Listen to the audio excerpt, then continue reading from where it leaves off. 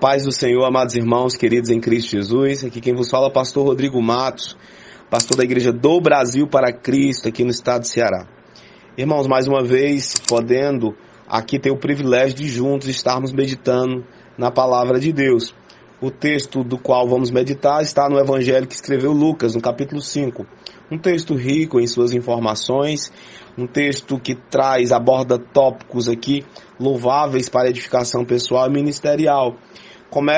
Inicia-se aqui o texto falando do chamado aqui de Pedro, o chamado ministerial de Pedro, do qual se dá após uma pesca maravilhosa. Depois veremos aqui a cura de um leproso, do qual chega a Jesus de uma forma reverente, prostrando seu rosto em terra, rogando-lhe, dizendo: Senhor, se quiseres, bem podes me limpar. Então ele já traz aqui uma afirmativa. Jesus em seguida estende a sua mão, toca-lhe e diz: quero ser limpo. E ele logo ficou curado. Jesus lhe determina que ele vá até o sacerdote cumprir aquilo que a lei ordena. Vale a pena ressaltar aqui a fé desse homem, a obediência, a reverência que ele tem a Jesus, mas ao mesmo tempo o desejo que Jesus tem de nos curar. O desejo, a vontade que Deus tem, que Jesus tem, de que nós todos sejamos limpos. Então, em seguida, nós também veremos aqui a cura de um paralítico que é levado por alguns amigos até Jesus para ser curado. Logo em seguida, a vocação de Levi, que estava ali na alfândega cobrando impostos, é chamado por Jesus, do qual mesmo deixa tudo, segue Jesus, faz um banquete ali na casa dele para receber Jesus. Jesus logo é criticado pelos escribas e fariseus, porque estava sentado comendo com pecadores. Jesus arrasa com eles ali, dizendo que não são os doentes que necessitam de médicos, por acaso, é eles que necessitam, são os doentes que estão necessitando de médicos. E fala que não veio chamar os justos, mas sim os pecadores ao arrependimento.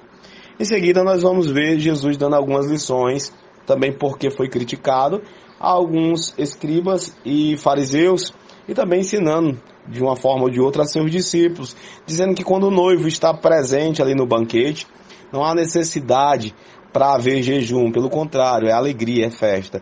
Porém, haverá um dia que o noivo vai ter que se retirar, e quando esse noivo se retirar, então naquele dia necessário se fazer jejuar, para esperar pelo noivo. Então, queridos, iniciaremos a nossa meditação hoje pelo primeiro tópico, que a gente aborda aqui, o chamado de Pedro. A palavra diz que as pessoas, as multidões ou a multidão, chegava-se até Jesus para ouvir a palavra de Deus, ali junto ao lago Genesaré.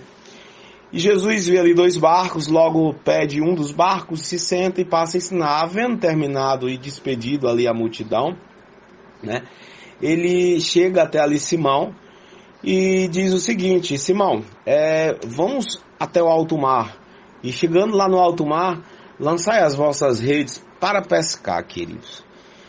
Irmãos, Simão Pedro, diz para Jesus, olha para Jesus e diz: Mestre, havendo trabalhado toda a noite, nada apanhamos, mas porque mandas, ou por conta da tua palavra, eu lançarei as minhas redes ou a rede.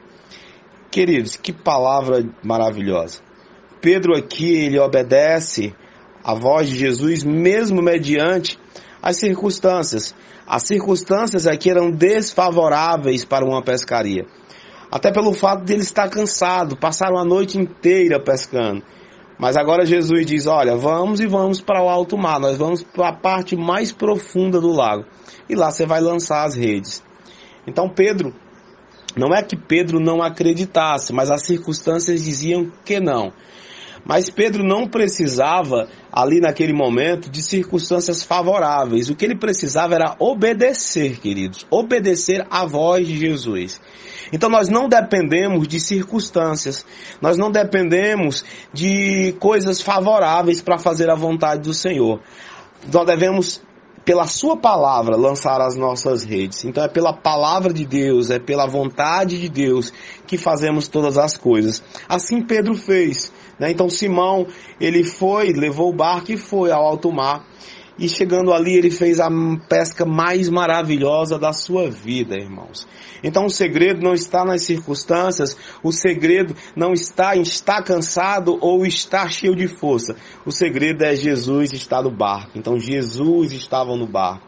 Então quando ele lançou as redes, a palavra nos diz que o barco quase veio a pique, a ponto de Pedro, a Simão, ter que chamar os seus amigos, os companheiros que estavam aí no outro barco, para ajudar. Queridos, quando nós obedecemos a palavra de Deus, quando nós fazemos a sua vontade, coisas maravilhosas acontecem nas nossas vidas. Essas coisas são tão maravilhosas que muitas das vezes as bênçãos são tantas, né? O favor é tão grande que não serve só para nós, dá tanto para nós como para os outros, irmãos. Então, até os amigos de Pedro aí foram favorecidos com o favor de Jesus em sua vida. Simão, quando percebeu que algo maravilhoso, milagroso tinha acontecido, logo prostra-se diante de Jesus, reconhece que ele é um homem pecador, né? E pede para que Jesus se ausente dele, porque ele era pecador. Então Deus tão santo, tão puro, não podia ali estar na concepção de Pedro, né? perto dele, né? E ele diz: mestre, ausenta de mim, porque eu sou um homem pecador. Só que Jesus também não depende da tua situação para se aproximar de ti, ele é Deus. Né? Assim como ele sentou com outros pecadores, ele sabia quem eram os pecadores, mas ele também sabia quem era ele. E ele era o único que podia transformar aquela situação e transformar a maior situação que era a vida de Pedro. E ele, com espanto, olha para Jesus, mas Jesus olha para ele e diz assim: olha, não temas, porque de agora em diante serás pescador de homens. E ali eles lavaram os barcos e seguiram Jesus. Que coisa linda, irmãos, esse texto, né? Jesus muitas vezes opera alguns milagres nas nossas vidas. Jesus muitas vezes entra no nosso barco para um propósito bem maior. Pedro deixaria naquele momento de ser um simples pescador de peixe e passaria de agora por diante a ser um pescador de almas, a ser um pescador de vidas. E aí a gente tem que trazer para nós, muitas vezes o Senhor está no nosso barco nos ajudando em todas as diversas situações. E nessas situações Deus também está nos chamando e nos preparando para ser pescadores de almas, pescadores de vida. Observe que nesse texto aqui Pedro chama Jesus de mestre. Se nós analisarmos lá na frente, Pedro vai chamar Jesus de Senhor. Mestre, qualquer um pode ser mestre do outro, pode ensinar. Mestre, até um professor é mestre. Mas Senhor, não. Só Jesus poderia ser Senhor. E lá na frente, Jesus, indagando com Pedro, Pedro olha para Jesus e diz: mestre, Senhor, para onde iremos? Para quem iremos nós? Para quem iremos nós? Se só tu tens, Senhor, as palavras de vida eterna. Olha aí a mudança da vida de Pedro, né? Então, queridos, eu vou dar um enfoque agora na cura desse paralítico aqui, onde Jesus o cura, onde Jesus perdoa seus pecados, primeiramente, é criticado pela menção de perdoar pecados, porque na verdade a deficiência maior do homem não é a deficiência física, mas a deficiência interior, a deficiência que está dentro na alma, a deficiência corrompida do homem, que é o pecado. Então Jesus perdoa os pecados daquele homem e é indagado porque ele perdoava pecados, ele é indagado pelos fariseus aqui, né, que começam. Mas Jesus dá uma clara e boa resposta e depois cura aquele paralítico. Mas o que eu quero enfatizar aqui nessa mensagem é trazer a menção desses rapazes aqui que levaram esse homem até o telhado. O texto lá em Marcos, no Evangelho de Marcos, no capítulo 2, faz menção de 4 homens. 4 homens que levaram um amigo e subiram naquele telhado, abriram o telhado e levaram aquele amigo até Jesus para ser curado.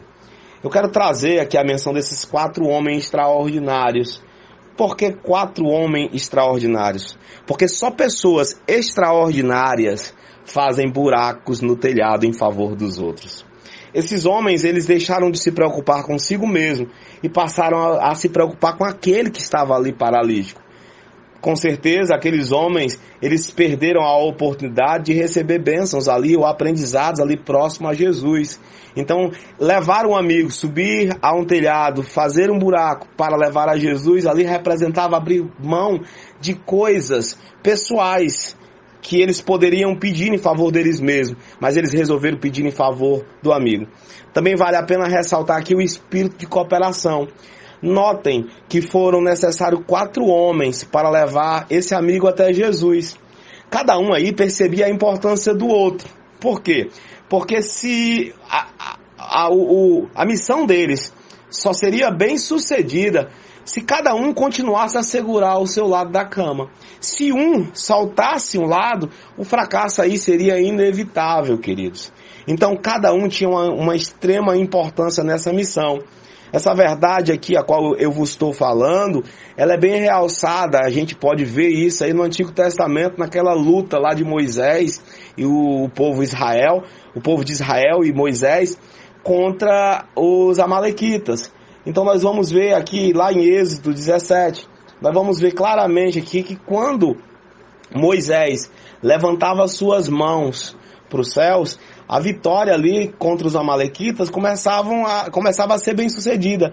Mas ao passo que Moisés ia cansando, que as suas mãos desciam, eles começavam a perder. Então foi necessário ali Arão e Hur, segurar as mãos, ajudar Moisés segurando as suas mãos, para que eles tivessem ali uma vitória garantida. Então seria útil hoje, para os dias de hoje, que cada um de nós percebêssemos que precisamos um dos outros, que nós precisamos de união, nós precisamos trabalhar em conjunto para produzir uma vitória satisfatória.